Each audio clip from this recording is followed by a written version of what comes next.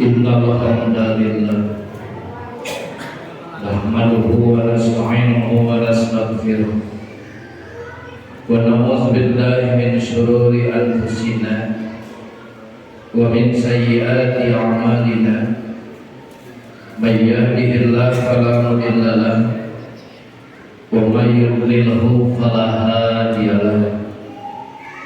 Asyhadu an la ilaha illallah wahdahu la syarika lahu wa asyhadu anna Muhammadan abduhu wa rasuluh alladzi la nabiyya ba'dahu.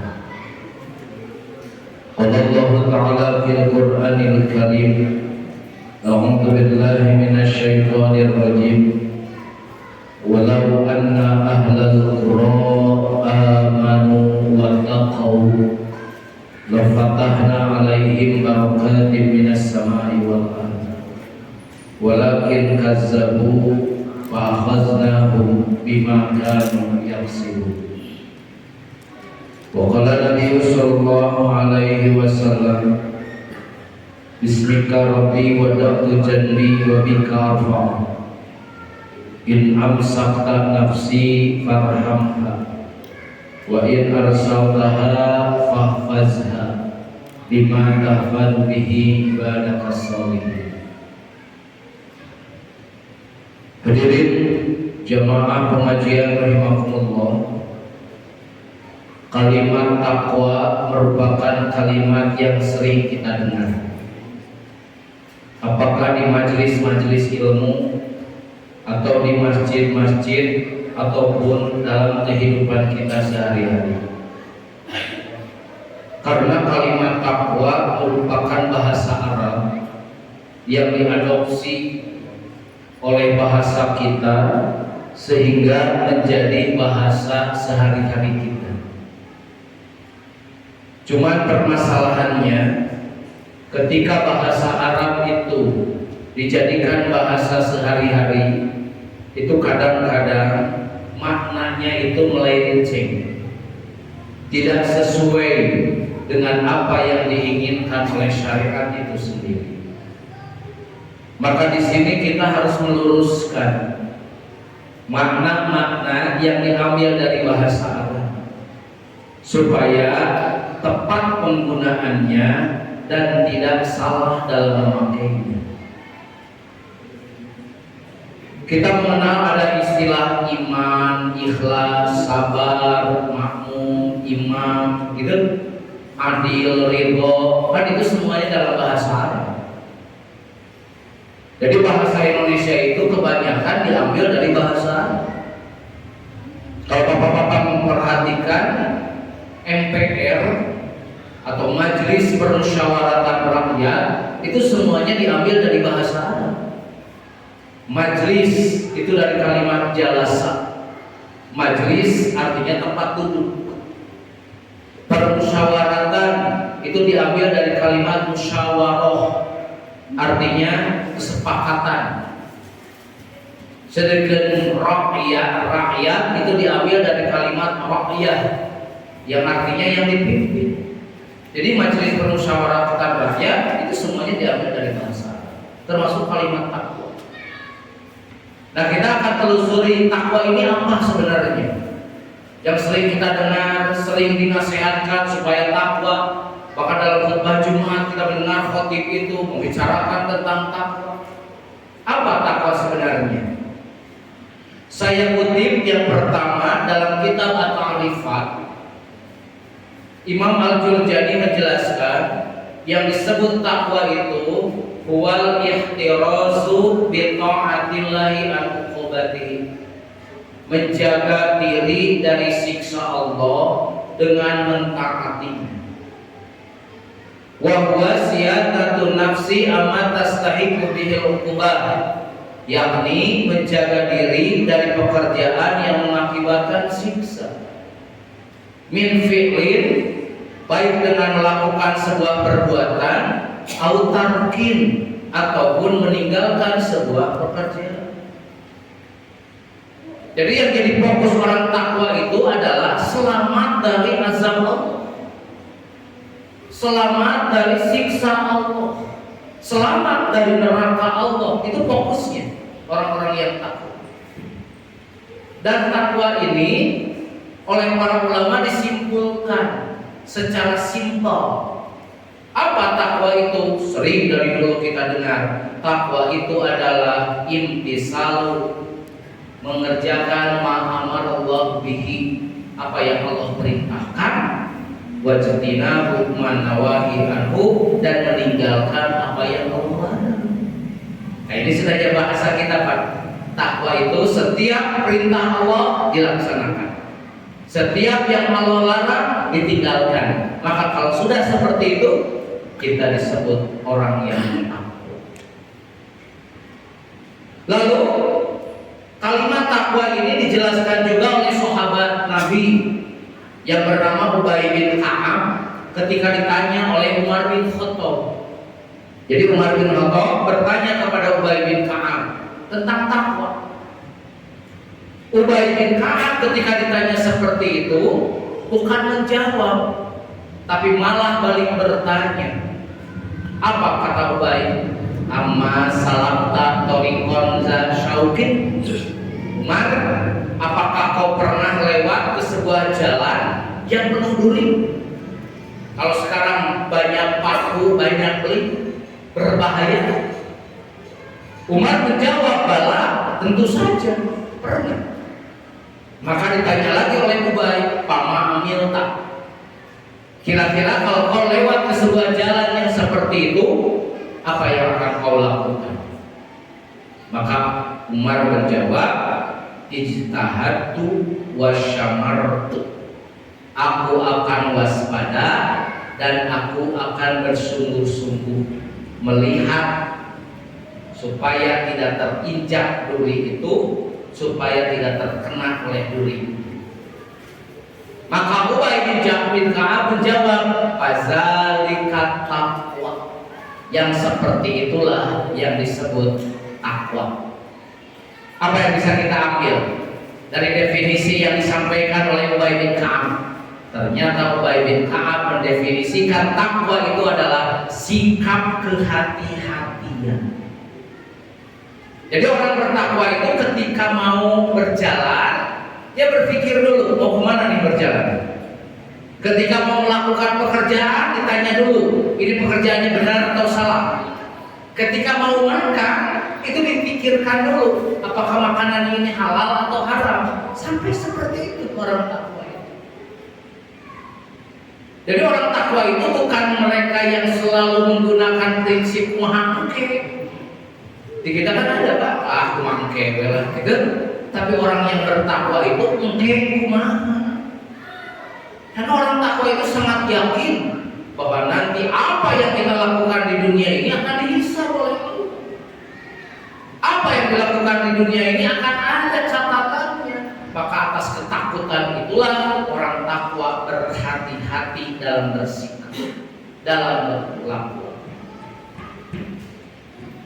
Bahkan tingkat takwa itu kan bertingkat-tingkat. Dan takwa yang paling tinggi itu adalah mereka meninggalkan pekerjaan yang tidak apa-apa karena takut ada apa-apa. Padahal pekerjaan ini tidak apa-apa, tapi karena mereka takut terjadi sesuatu, akhirnya mereka tinggal. Nah, itu derajat takwa yang luar biasa. Lalu Ali bin Abi Thalib juga memberikan definisi terhadap takwa itu. Kata Ali bin Abi Thalib, takwa itu 4 cirinya. Yang pertama, al-khaufu minal jalil. Orang takwa itu adalah mereka yang takut kepada Allah. Jadi sumber ketakutannya kepada Allah. Takut apa? Takut tidak melakukan perintah. Takut malah melanggar apa yang dilarang. Takut luar biasa. Orang takwa itu al-khaufu minal jalil, takut kepada Allah. Nah, pada suatu waktu Rasul menyebut bahwa orang takwa itu adalah orang yang cerdas. Kenapa orang yang cerdas? Karena mereka lebih takut kepada Allah ketimbang kepada makhluknya. Allah yang maha kuasa, Allah maha memberi rezeki, Allah maha mengatur segala kehidupan. Dia takuti daripada manusia yang tidak bisa apa-apanya. Berarti ketika kita takut kepada makhluk tapi tidak takut kepada Allah, ini kebodohan. Kenapa? Makhluk itu tidak bisa apa-apa. Mereka diberi kekuatan oleh Allah, mereka diberi rezeki oleh Allah. Mereka takuti, sedangkan Allah yang memberi rezeki dan memberi kekuatan mereka tidak takuti. Berarti ini adalah kebodohan yang hakiki. Yang kedua, orang takwa itu adalah wal amalu bitanzil. Mereka yang selalu mengamalkan Al-Qur'an. Tadi sumber ketakutannya Allah. Yang kedua, pedomannya jelas orang takwa itu Al-Qur'an. Apa yang Al-Qur'an perintahkan siap untuk dilaksanakan. Apa yang Al-Qur'an larang siap untuk ditinggalkan. Jelas pedomannya. Dan yang ketiga, orang takwa itu adalah wal qanaatu bil qalil. Mereka yang qanaah, menerima apapun yang Allah berikan bil qalil, meskipun itu sedikit. Jadi apapun pemberian Allah, mereka syukur. Nah, inilah sesuai ketika ada seorang sahabat datang kepada Rasulullah. Sahabat itu meminta kepada Rasulullah, ya Rasulullah, uhibbu an akuna agnan nas. Rasul, saya ingin jadi orang yang paling kaya.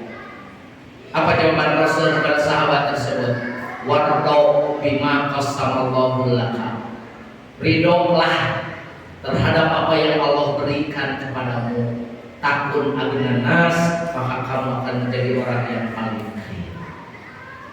Berarti kaya versi Rasul itu bukan orang yang berlimpah harta, orang yang tinggi jabatan, orang yang rumahnya gedong sigrong, sawahnya lega, bukan.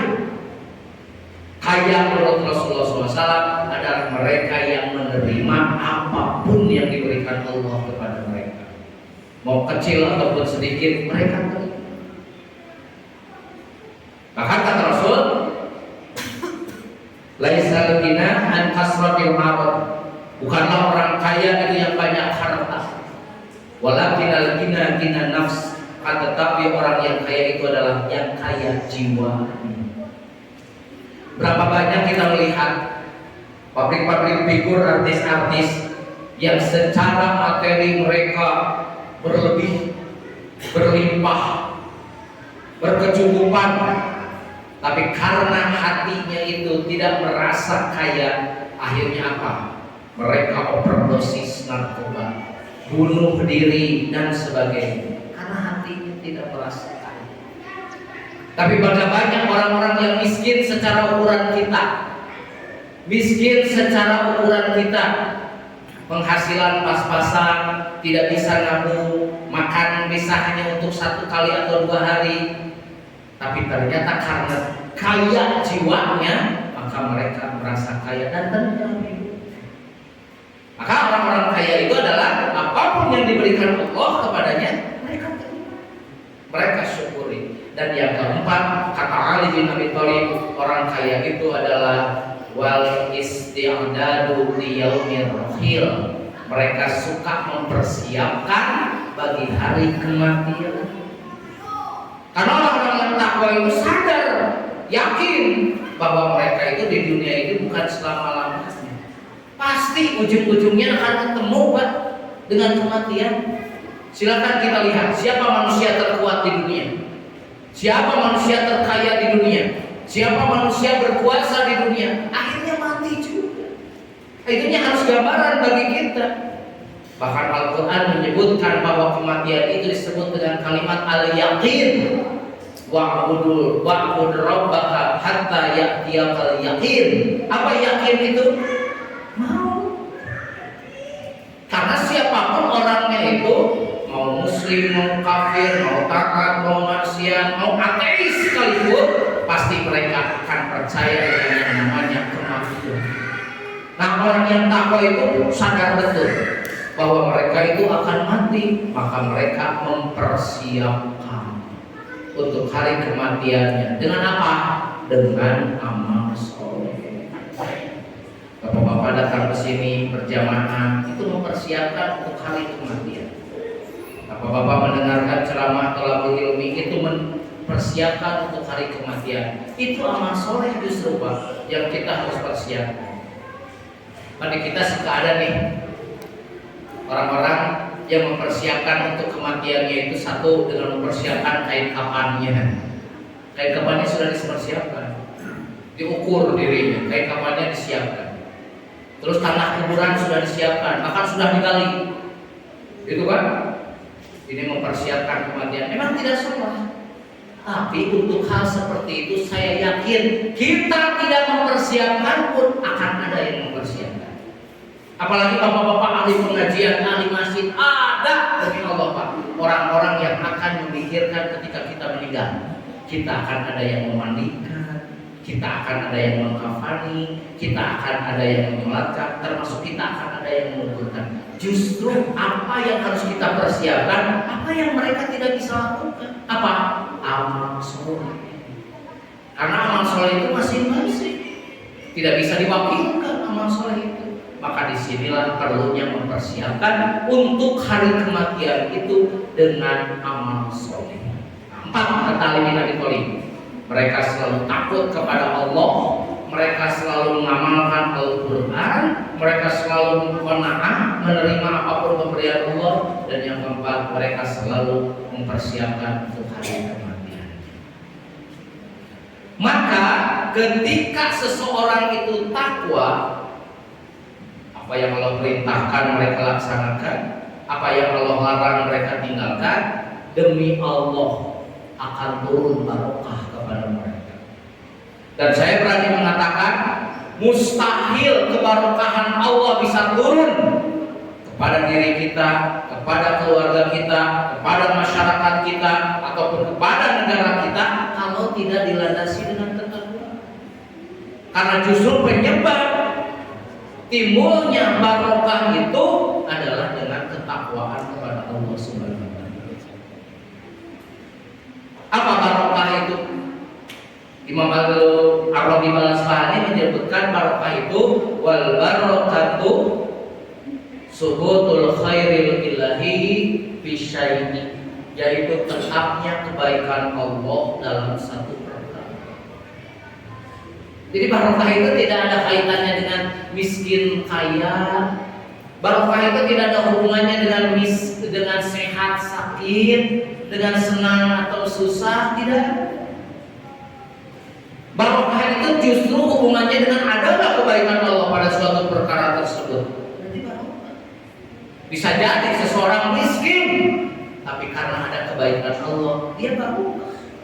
Bisa jadi seorang itu sakit-sakitan, tapi karena ada kebaikan Allah, dia itu barokah. Siapa contohnya? Nabi Ayub alaihissalam. Justru Nabi Ayub itu barokahnya karena dia sakit. Bahkan ada orang yang kaya, tapi karena kayanya itu ada kebaikan Allah di sana, itu pun barokah. Siapa contohnya? Nabi Sulaiman. Saking kayanya, tapi kebaikannya itu berlimpah kepada Allah, maka itu dikatakan sebagai barokah. Mana dalilnya bahwa timbulnya kebarokahan itu adalah karena ketakwaan?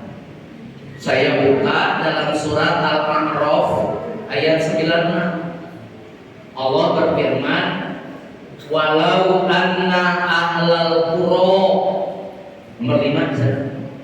Kalaulah penduduk-penduduk negeri itu amanu, mereka beriman, wattaqau, dan bertakwa. Sekali lagi, kalaulah penduduk negeri itu beriman dan bertakwa, dari mulai pemimpinnya, pejabatnya, masyarakatnya, itu semuanya beriman dan bertakwa, apa yang akan Allah berikan kepada mereka? La fatahna alaihim barakatin minas samai wal ardh. Akan kami bukakan untuk mereka pintu-pintu keberkahan, baik dari langit ataupun dari bumi.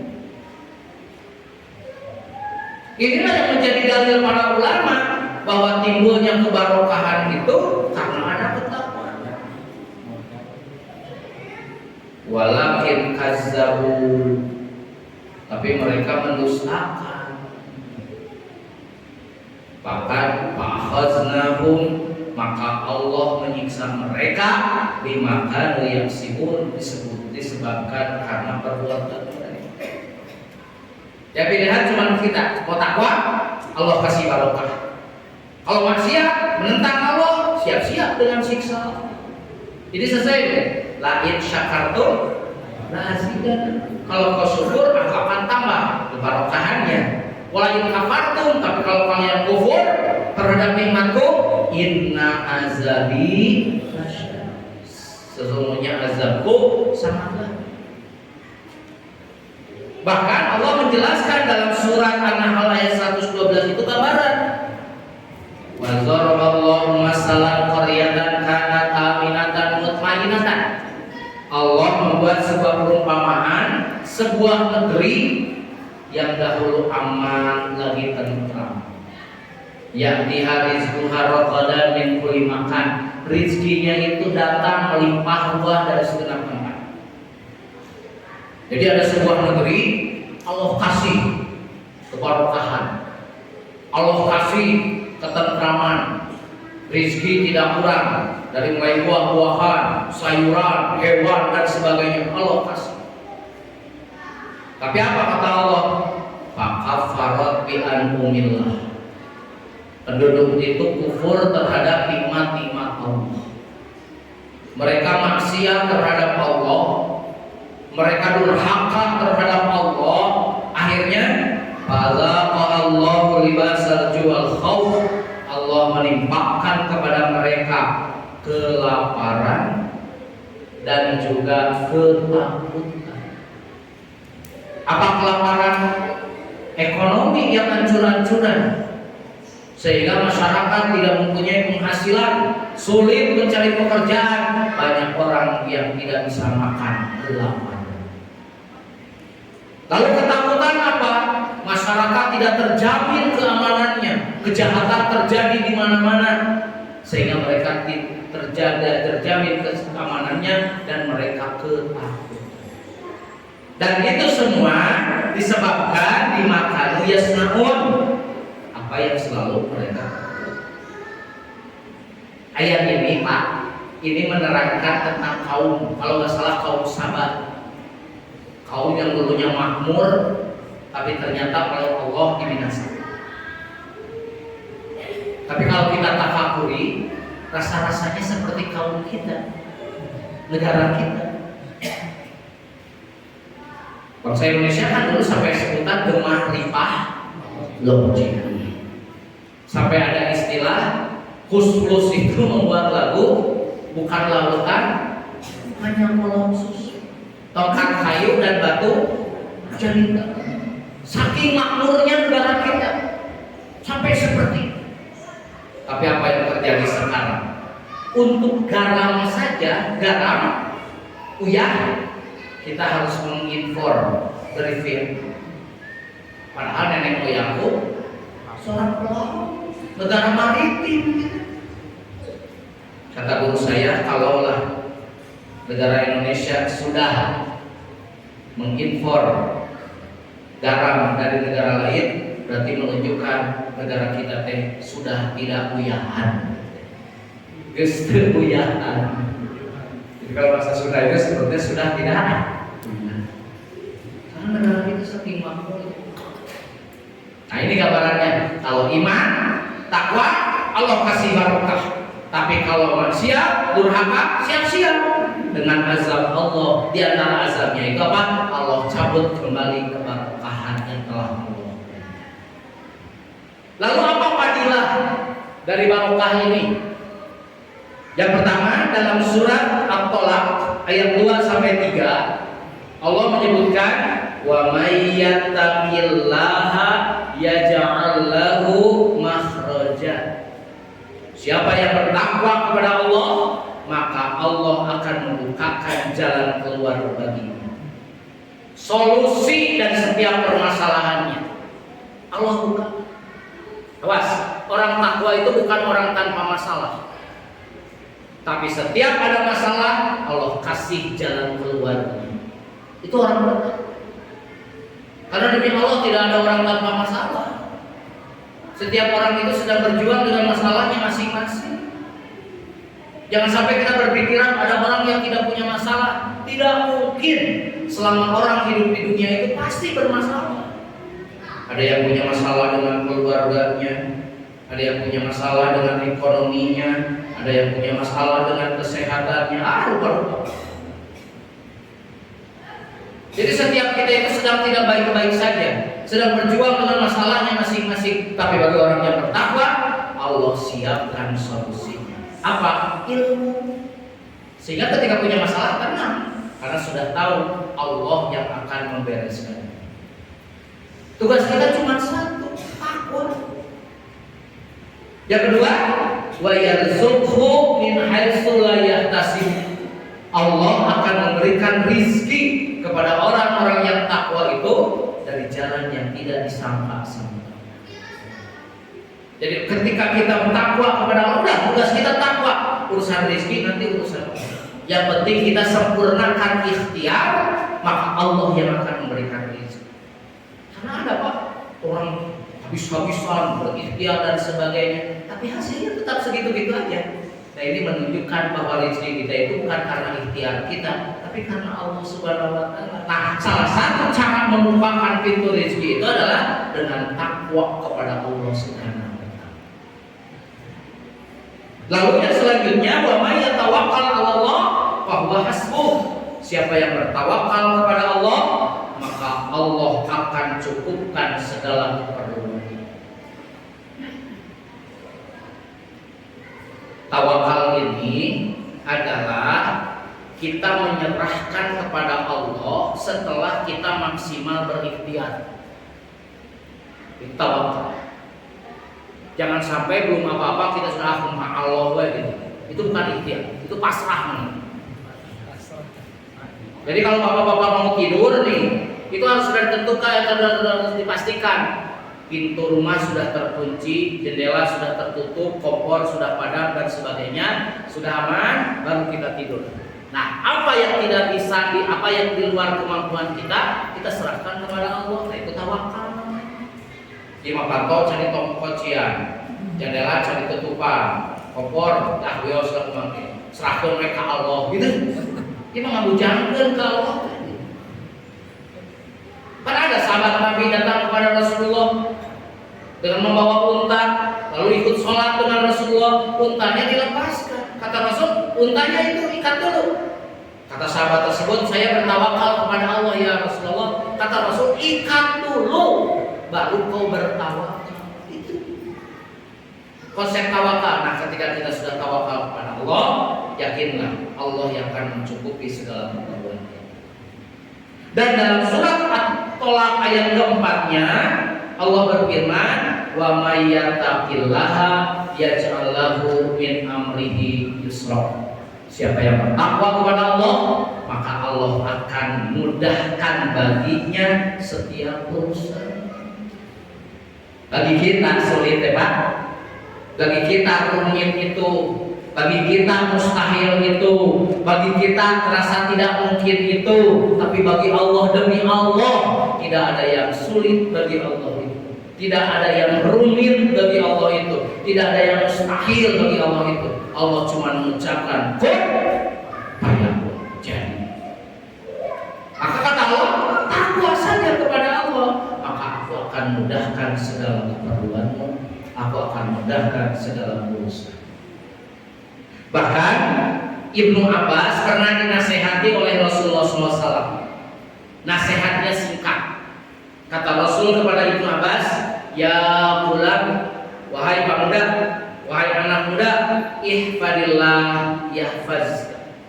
Jagalah olehmu Allah, maka Allah yang akan menjaga. Punten, hari Allah perlu dijaga enggak Pak? Allah perlu dijaga? Kan Allah ma'ala kulli syai'in ghani. Allah itu maha ghani, maha kaya. Tidak perlu dijaga, justru kita yang butuh penjagaan Allah. Tapi apa maksud Rasul? Jagalah oleh Allah. Di sini perlu penafsiran. Maka saya membuka kitab Tawdihul Ahkam yang disusun oleh Imam Al-Basam. Maksud ifadillahi itu adalah wahfad awamirahu bil imtisal wa nawahiyahu bil ijtinab. Jaga perintah-perintahnya dengan cara melaksanakan dan jaga larangan-larangannya dengan cara dijauhi. Itu kan konsep takwa. Tadi di awal saya terangkan takwa itu melaksanakan apa yang diperintahkan, menjauhi apa yang dilarang. Kata Rasul, jagalah Allah. Maksudnya apa? Laksanakan perintah Allah. Tinggalkan apa yang Allah larang. Maksud Rasul apa? Takwa kepada Allah. Yahfazka, maka Allah yang akan menjaga. Ketika kita mau dijaga oleh Allah nih, takwa, salat.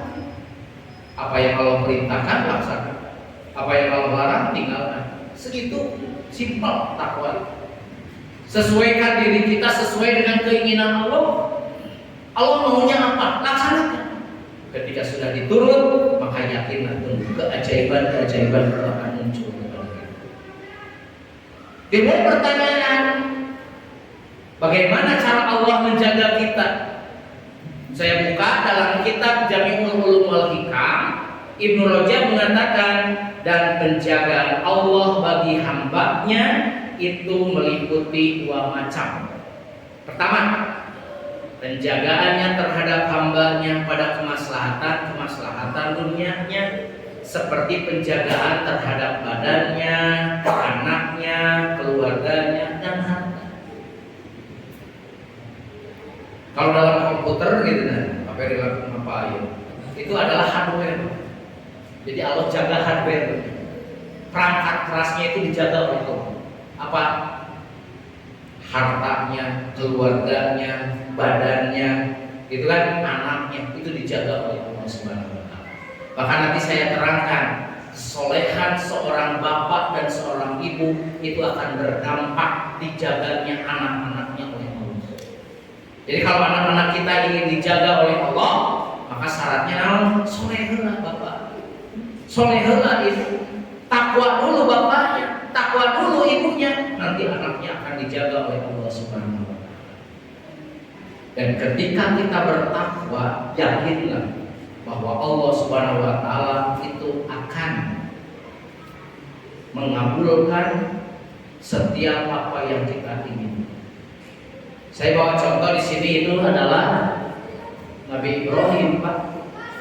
Jadi Nabi Ibrahim itu sudah dari dahulu berdoa kepada Allah, Robbi habli minus, karena sudah usia mau tua, belum dikaruniai putra. Dia berpikir siapa nanti yang akan melanjutkan perjuangannya. Lalu ternyata oleh Allah diijabah dari istri yang kedua, Siti Hajar, punya anak namanya Ismail. Nabi Ibrahim bersukacita, bahagia, tapi oleh Allah langsung diuji. Apa ujiannya? Supaya anak dan istrinya ditempatkan di Mekah. Nabi Ibrahim tinggal di mana? Di Palestina. Dan jangan berpikir Mekah itu seperti sekarang ini. Banyak bangunan, banyak tukang dagang, banyak orang gitu. Diterangkan oleh Imam Al-Bukhari, waktu itu di Mekah tidak ada seorang pun yang tinggal di sana. Kosong Mekah itu. Kenapa? Walaisa biha ma'un, karena di sana tidak ada air, gersang. Tapi dibawa oleh anak istrinya itu karena melaksanakan perintah Allah. Wadona ilahuna, diberi bekal. Ibrahim menempatkan keduanya di sana dan meninggalkan semacam karung berisi kurma dan kantung berisi air. Kita bekal. Ketika sudah ditempatkan, langsung summa qafa Ibrahim mutolikon, pergi Ibrahim. Sudah berbicara dulu gitu kan kepada istrinya, saya mau pulang, langsung pergi saja. Dikejarlah oleh istrinya. Sambil berteriak-teriak istrinya itu, ya Ibrahim, aina tazhab wa tatrukana bihadzal wadi alladzi laysa fiha insun wala syai'. Mau kemana suamiku? Kau tega meninggalkan kami di tempat seperti ini yang tidak ada air, tidak ada seorang, gersang. tidak ada pemohonan. Istrinya berteriak-teriak, memanggil-manggil Nabi Ibrahim, terus berjalan. Istrinya cerdas, suaminya itu kan Nabi. Tidak mungkin Nabi itu mau menzalimi keluarganya, mau menyakiti keluarganya. Pasti ini ada hubungannya dengan Allah. Maka pertanyaan yang tadinya esai berdebat, jawabannya multi itu kan. Mau kemana Ibrahim? Bisa jadi mau ke warung dulu, mau ke jalan dulu, mau kemana dulu, bisa berbagai macam-macam. Tapi Nabi Ibrahim tetap berjalan. Akhirnya digantilah pertanyaannya itu oleh istrinya. Allahulladzi amaraka bihada. Allahkah yang memerintahkan seperti ini wahai Ibrahim? Maka baru Nabi Ibrahim terdiam dan kemudian Nabi Ibrahim menjawab, "Na'am." Ya. Kan kalau pertanyaannya seperti itu jawabannya cuma dua. Allahkah yang memerintahkan seperti ini wahai Ibrahim? Dua jawabannya, ya atau tidak. Maka Nabi Ibrahim terdiam. Ya, nah Allah yang memerintahkan. Apa jawaban dari istrinya itu? Izan la yudayimuna. Kalau begitu silahkan pergi. Allah tidak akan menerangkan kamu. Ini luar biasa. Keyakinan kalau kita melaksanakan perintah Allah, maka dia yakin Allah yang akan menjaga. Betul dijaga oleh Allah, meskipun tidak ada orang di sana, meskipun tidak ada air di sana, tapi ternyata Allah mencukupinya. Pertamanya dengan apa? Dengan air Zam-Zam itu. Yang tadinya tidak ada orang, jadi banyak orang ke sana. Yang tadinya tidak ramai, jadi ramai. Yang tadinya tidak ada makanan, jadi banyak makanan. Ini Allah yang menjaga. Jadi sekali lagi tugas kita takwa kepada Allah. Nanti Allah yang akan mencukupi segala keperluan. Kita lanjutkan. Jadi sekali lagi tugas kita itu adalah takwa.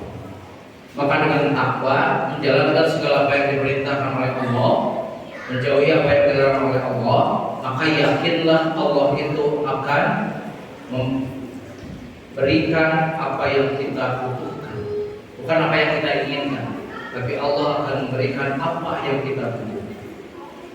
Dan Allah akan menjaga kita, menjaga anak kita, menjaga harta kita. Tadi saya terangkan bahwa ternyata kesolehan orang tua, ketakwaan orang tua itu akan menjadikan penjagaan Allah kepada anak-anaknya. Ini ceritanya tentang Nabi Khidir dengan Nabi Musa. Jadi Nabi Musa itu ingin berguru kepada Nabi Khidir. Kata Nabi Khidir itu oleh Allah diberikan ilmu tentang masa yang akan datang. Nabi Musa tidak punya.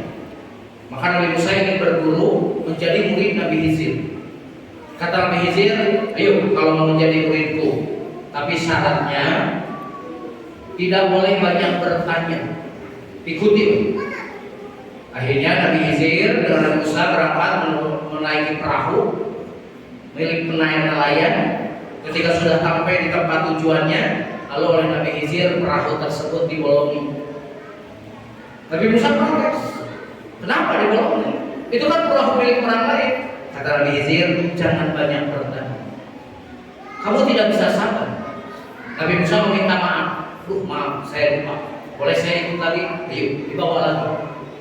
Lalu ketika berjalan, ada seorang anak masih kecil, antara 6 atau 7 tahun, maka Nabi Khidir memukul anak tersebut sampai meninggal. Nabi Musa protes lagi. Kenapa anak yang tidak berdosa dibunuh? Maka kata Nabi Khidir, kau tidak bisa sabar. Jangan banyak bertanya. Sekali lagi bertanya, maka aku usir. Jangan lagi ikut kepada. Ikut lagi Nabi Musa itu kepada Nabi Khidir. Nah, ketika di sebuah kota itu ada sebuah rumah yang dindingnya itu mau runtuh. Lalu oleh Nabi Khidir dindingnya itu dibenerin, dibangun kembali sehingga jadi tegak kembali. Nabi Musa tetap bertanya, kenapa dibenerin di puluhan gemah gitu kan? Tapi oleh Nabi Khidir langsung hadza firaqul baini wa bainakum. Udah, sekarang kita berpisah. Karena sudah 3 kali. Cuma nanti diterangkan kenapa Nabi Khidir membolongi perahu, kenapa Nabi Khidir membunuh seorang anak, dan kenapa Nabi Khidir itu membangun benteng atau dinding yang bergumul. Nomor 1, nomor 2 PR teman. Kayak bapak-bapak buka di surat Al-Kahfi banyak. Tapi yang ketiga, ternyata alasan Nabi Khidir itu membangun kembali benteng atau dinding yang rusak itu diterangkan dalam Al-Kahfi 82. Wa ammal jidaru fakana li gulamaini yatimaini. Dinding itu adalah milik 2 anak yatim di kota itu. Wa kana tahtahu kanzul lahuma. Di bawah dinding itu ada harta tersimpan milik mereka berdua. Jadi bisa dibayangkan kalau dindingnya itu runtuh, lalu hartanya terlihat oleh orang lain, pasti akan dicuri, pasti akan dirampok. Itu maka Allah jaga dengan datang Nabi Khidir. Lalu apa? Lalu dibenerin. Kenapa Allah sampai jaga? Ternyata di akhir ayat tersebut wa kana abuhuma sholihan. Bapak kedua anak tersebut adalah soleh, sehingga Allah jaga harta. Gitu kan? Jadi sekali lagi, penjagaan Allah terhadap anak kita itu berbanding lurus dengan ketakwaan kita kepada Allah. Anak kita tidak selamanya kita perhatikan, anak kita tidak selamanya kita awasi. Nah, ketika dalam hal-hal yang kita tidak awasi, tidak kita perhatikan, kita ingin agar anak kita itu dijaga oleh Allah, maka syaratnya takwa kepada Allah. Lalu yang kedua, cara Allah menjaga hambanya itu, hamba yang bertakwa, penjagaan yang kedua dan yang paling mulia, yaitu penjagaan Allah bagi hambanya dalam urusan agamanya dan keimanan. Nah, kalau yang ini yang Allah jaga itu softwarenya, perangkat lunaknya. Maka ia akan memelihara pada masa hidupnya dari subhat-subhat yang menyesatkan dan dari syahwat-syahwat yang diharamkan, dan ia akan menjaga atasnya agamanya ketika matinya, dan ia akan mewafatkannya atas iman. Kita kan sangat bercita-cita, berharap ingin husnul khotimah. Nah, bagaimana caranya berhusnul khotimah? Takwa kepada Allah. Saya pernah membahas tentang bab janaiz di beberapa daerah. Itu ketika sudah sampai tentang bab sakaratul maut, itu orang yang sakaratul maut itu Allah buka tabir gaibnya, sehingga bisa terlihat bagaimana iblis, bagaimana malaikat, bagaimana amalan-amalannya, itu bisa terlihat. Nah, ketika dalam kondisi tersebut malaikat dan iblis ini saling mempengaruhi. Kita yang mau meninggal itu dipengaruhi oleh iblis atau setan itu supaya kita mati dalam keadaan kafir. Maka kenapa ketika ada orang yang ada sedang sakaratul maut, maka bagi orang-orang yang hadir di sana itu coba talqin. Talqin itu dengan mengajarkan la ilaha illallah. Bisikan gitu Pak pada telinganya itu kalimat la ilaha illallah, supaya apa? Akhir ucapannya la ilaha illallah. Karena iblis itu sedang mempengaruhi orang tersebut. Tapi bagi orang-orang yang bertakwa, mau aya nalkinan antara pinte, ada ngumpulan atau tidak, dia tetap akan meninggal dalam keadaan iman. Kenapa? Allah yang jaga. Nah, ini dalilnya. Nah, ini sesuai dengan doa kita ketika mau tidur. Bismika Robbi wa doktu janbi wa bika arfa'u. Dengan namamu ya Allah, aku berbalik. Dengan namamu ya Allah, aku bangun. Gitu. In amsakta nafsi, kalau kau tahan jiwaku, tidak kau kembalikan lagi, meninggal disebutnya arhamha, berilah aku rahmat. Wa in arsaltaha, tapi kalau kau lepaskan kembali, artinya bisa hidup lagi. fahfazha, maka jagalah, bima tahfazu bihi ibadah kasolihin, seperti engkau menjaga hamba-hambamu yang soleh. Jadi mau tidur itu benar gitu Pak, berdoanya gitu kan, karena tidak mustahil malam ini adalah malam terakhir bagi kita. Tidak mustahil malam ini adalah kita itu dipanggil oleh Allah Subhanahu wa Ta'ala. Maka ketika tidur, sok pasrahan dengan Allah teh. Ya Allah, kalau saya harus meninggal pada malam ini, saya ridho ya Allah, tapi beri rahmat. Tapi kalau saya diizinkan untuk hidup kembali besoknya, maka tolong jaga ya Allah, seperti engkau menjaga hamba-hamba yang soleh. Jaga tadi itu ada, dijaga fisiknya, dijaga juga keimanan. Itu saya tulis lagi ini mah. Rasul ketika khutbah nikah, jadi Rasul memberikan nasihat. Sebelum memberikan nasihat itu Rasul membacakan dulu 3 ayat kepada pengantin itu. Dan ternyata 3 ayat ini berkaitan dengan ketakwaan.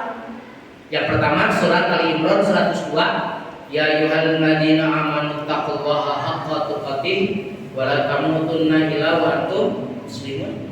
Lalu yang kedua surat An-Nisa ayat ke-1, ya ayyuhan nasu taqu rabbakumul ladzi khalaqakum min nafsin wahidah, sampai seterusnya. Dan yang ketiga surat Al-Ahzab ayat 70, ya ayyuhalladzina amanu taqullah. Ketiga-tiganya berkaitan dengan takwa. Ali Imran 102 takwa, An-Nisa ayat ke-1 takwa, Al-Ahzab 70 takwa. Pertanyaannya, kenapa Rasul memberikan nasihat kepada pengantin tapi diawali dengan membacakan ayat-ayat tentang takwa? Karena tadi tidak mungkin terjadi rumah tangga yang barokah kalau tidak dilandasi dengan takwa. Suaminya harus takwa seperti Nabi Ibrahim, istrinya harus takwa seperti Siti Hajar, anaknya harus takwa seperti Nabi Ismail. Baru ketika semuanya takwa, barokah Allah, demi Allah akan diturun. Tapi kalau suaminya tidak bertakwa, istrinya tidak bertakwa, anaknya tidak bertakwa, ngimpi yang barokah di rumah, mustahil yang barokah di rumah tangga. Maka ketika sudah mulai Rasul disarankan untuk takwa, doa untuk pengantinnya pun barokah.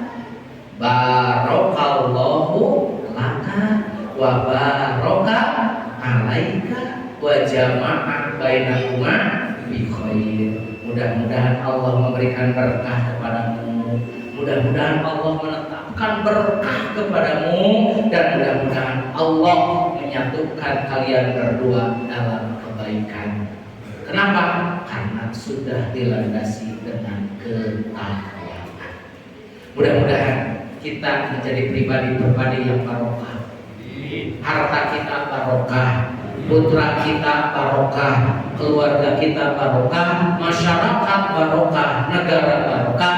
Tapi kita harus ingat bahwa kebarokahan itu dasarnya dengan ketakwaan. Itu saja yang dapat saya sampaikan. Mudah-mudahan ada guna dan manfaatnya. Mohon maaf atas segala kekurangan dan kehilafannya. Yang benarnya dari Allah, yang salahnya dari kebodohan pribadi. Kita berdoa kepada Allah, Rabbana la tuzigh qulubana ba'da idh hadaitana wa hab lana min ladunka rahmatan innaka antal wahhab. Rabbana hab lana min azwajina wa dzurriyyatina qurrata a'yun waj'alna lil muttaqina imama. Rabbi ighfirli wa li walidayya warhamhuma kama rabbayani shaghira. Rabbana innana sami'na munadiyan yunadi lil iman an aminu bi rabbikum fa amanna.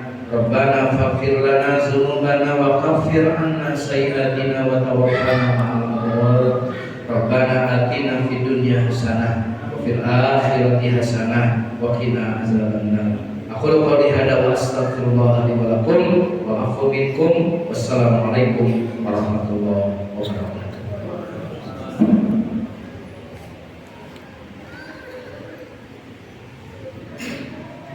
Alhamdulillah, sebelum diqomah kami persilakan, saya kasih waktu untuk sholat Jumat sebelum isya.